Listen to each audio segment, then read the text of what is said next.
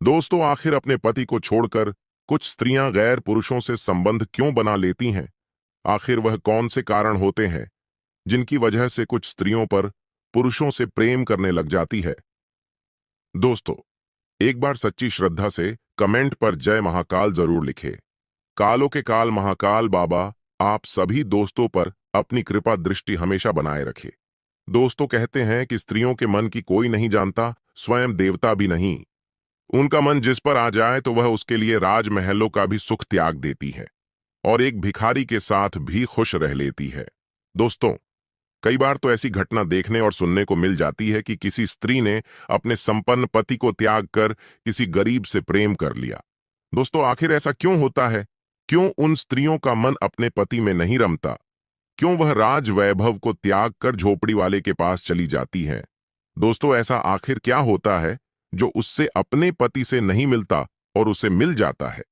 दोस्तों, आज की इस वीडियो में आप जानेंगे कि किन कारणों से स्त्रियां अपने पति को छोड़कर गैर मर्दों के साथ संबंध बना लेती हैं।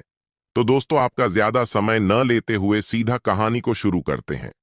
प्रिय दर्शकों, किसी नगर में एक रंगीला नाम का व्यक्ति रहता था। रंगीला बहुत ही भला आदमी था। दोस्तों, रंगीला को सुंदर सुंदर चीजें देखना बहुत पसंद था। अक्सर वह चारों ओर प्रकृति की फैली हुई सुंदरता को अपनी आंखों से निहारता रहता था। हिमालय की वादियों को, बहते झरनों को, चमन में खिले फूलों को आदि को देखना उसे बहुत अच्छा लगता था। दर्शकों, एक दिन हिमालय पर उसकी मुलाकात एक यक्ष से हो गई। यक्ष को जब पता चला कि रंगीला को प्रकृति देखना बहुत अच्छा लगता है, तो यक्ष ने उससे वरदान दे दिया कि जाओ, आज से प्रकृति तुम्हारे साथ रहेगी। जब भी तुम्हें अचानक से हंसी आएगी और जब भी तुम खिलखिलाकर हंसोगे तो तुम्हारे मुंह से चमेली की सुगंध आएगी, और वह सुगंध इतनी ज्यादा होगी कि लोग कई कोसों तक उस सुगंध को एहसास कर सकेंगे। लेकिन तुम्हारे मुंह से सुगंध तभी निकलेगी जब तुम प्राकृतिक हंसी हंसोगे। बनावटी हंसी हंसने पर सुगंध नहीं निकलेगी। प्रिय दर्शकों, अब तो रंगीला को जब भी किसी बात पर हंसी आती थी तो उसके मुंह से चमेली की सुगंध निकलकर पूरे नगर को महका देती थी। धीरे धीरे लोगों को रंगीला के इस गुण के बारे में पता चला तो दूर दूर तक लोग उसकी चर्चाएं करने लगे।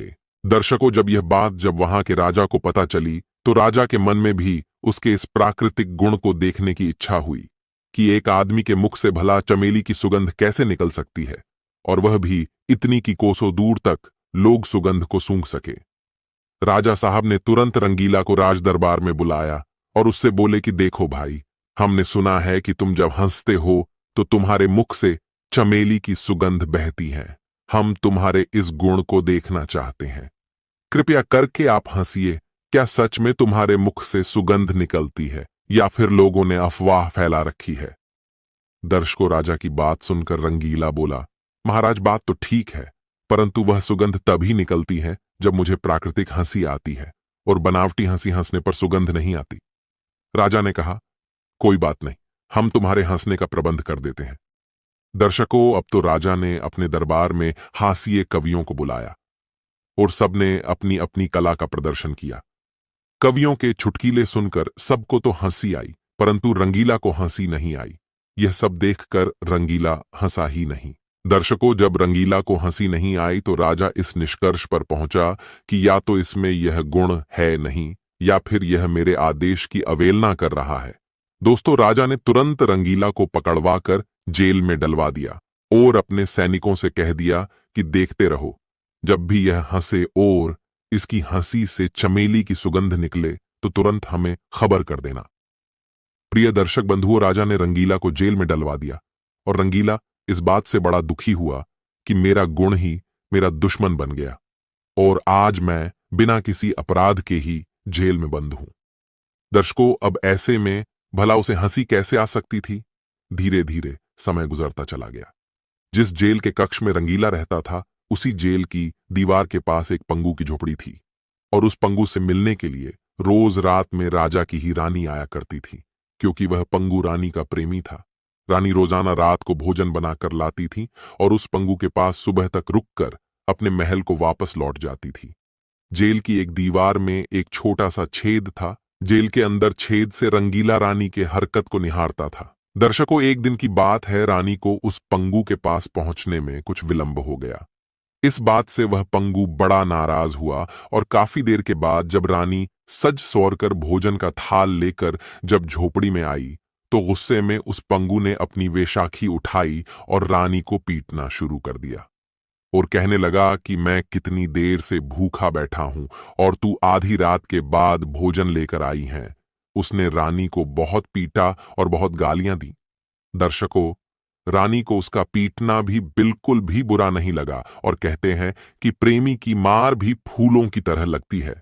रानी ने उसे अनेक प्रकार से मनाया और अपने देर से आने की सारी बात बताई कि आज राजा साहब को बहुत देरी से नींद आई। मैं उनके सोने का इंतजार करती रही और इसलिए मुझे देरी हो गई। दर्शकों, रानी उस पंगु पर अपना प्रेम बरसाने लगी, मीठी मीठी बातें करने लगी और उसे अपने हाथों से भोजन कराया। जब पंगु का गुस्सा शांत हो गया तो वह बोला, प्रिय, मेरे इस व्यवहार के लिए मैं तुमसे माफी मांगता हूं और मैंने गुस्से में तुम पर हाथ उठा दिया। रानी भी हंसती हुई अपनी मधुर वाणी में बोली, तुमने मुझे इतना मारा, लेकिन तुम्हारी मार खाकर भी मुझे जरा सी भी तकलीफ नहीं हुई और तुम्हारी मार को भी मैंने प्रेम का हार समझा। जब तुम मुझे पिट रहे थे तब मुझे ऐसा लगा जैसे मैं पूरे शहर की यात्रा कर रही हूं। दर्शकों, उधर रंगीला छिद्र से उनकी बातें सुन रहा था। उधर जब रानी अपने प्रेमी पंगु से जब यह बात कह रही थी, उसी समय एक कुम्हार अपने गधे को ढूंढता हुआ उसी झोपड़ी के पास आ पहुंचा। दरअसल कुम्हार का गधा घर से खुलकर भाग गया था और वह रात्रि में अपने गधे को खोजता हुआ उसी झोपड़ी के पास जा पहुंचा।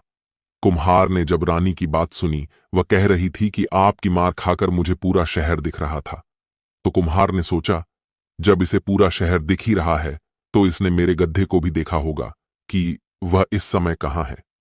कुम्हार ने झोपड़ी का दरवाजा खटखटाया और रानी ने जैसे ही दरवाजा खोला तो कुम्हार ने रानी के दोनों पैर पकड़ लिए और कहने लगा, हे बहन, जब तुम्हें पूरा शहर दिखाई दे रहा था तो तुमने मेरा गधा जरूर देखा होगा, इसलिए मेहरबानी करके आप मेरे गधे का पता बता दो। मैं शाम से उसे खोजते खोजते बहुत परेशान हूं।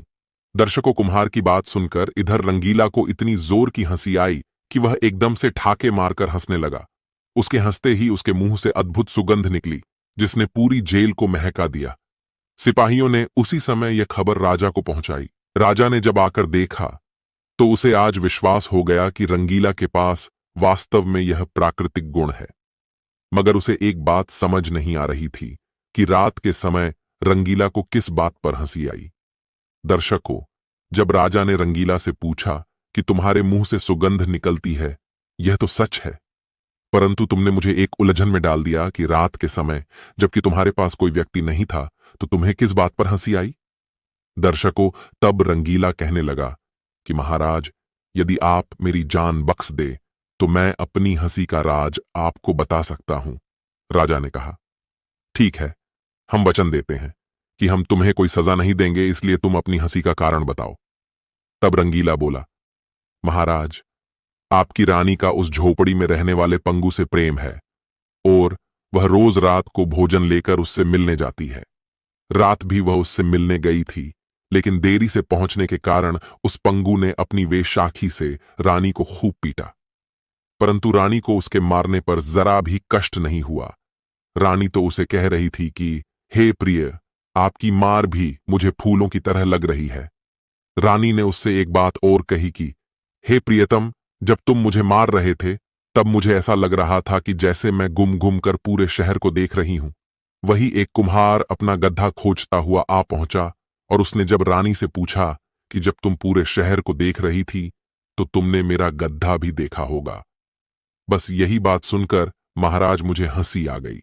अगर आपको मेरी बातों पर विश्वास नहीं तो आप अपनी रानी की परीक्षा करके देख लो कि आपकी रानी का उस पंगु से प्रेम है या नहीं। अगर आपको मेरी बात झूठी लगे तो आप मुझे फांसी पर चढ़वा देना। दर्शकों, रंगीला की बात सुनकर राजा का चेहरा लाल पिला हो गया। अगले दिन जब छुपकर इस बात का पता करवाया तो रंगीला की बात सच निकली। राजा ने उस पंगु को और अपनी रानी को फांसी लगवा दी। दर्शकों, अब सवाल यह है कि सब कुछ होते हुए भी उस रानी ने उस पंगु से प्रेम क्यों किया? आखिर क्यों कुछ स्त्रियां अपने पति को छोड़कर गैर पुरुषों के साथ लिप्त हो जाती हैं? तो दोस्तों, इसके कुछ कारण मैं आपको बता रहा हूं कि जो स्त्री गुणवान पति से द्वेष रखती है या फिर उसे त्याग देती है, उसको मरने के बाद कल्पसूत्र नामक नरक मिलता है। जो स्त्री अपने पति से विमुख है, उसका सारा कर्म व्यर्थम है, चाहे वह किसी तीर्थ में स्नान करे या फिर वह किसी भी देवी देवता की पूजा करे। जिस स्त्री का चित्त चंचल है, वही स्त्री सदा पर पुरुषों में आसक्त होती है।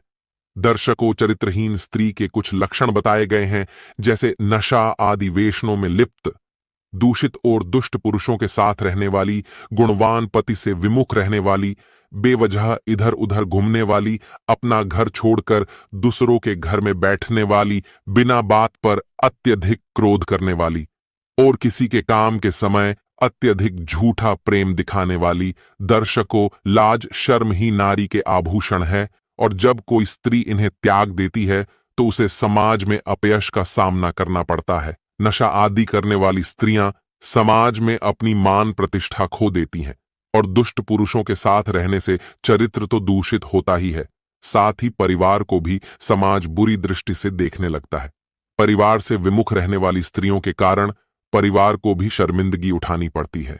स्त्री हो या पुरुष, दोनों की शोभा उनके चरित्र से होती है। यदि उनका चरित्र पवित्र है तो समाज में उनकी मान प्रतिष्ठा की वृद्धि होती है, और दूसरे स्त्री पुरुष को एक अच्छा संदेश जाता है। चरित्रवान लोग ही दूसरे के लिए प्रेरणा बनते हैं। चरित्रहीन लोग निंदा और अपयश के पात्र बनते हैं। चरित्रहीन स्त्रियां ही नहीं बल्कि पुरुष भी चरित्रहीन होते हैं।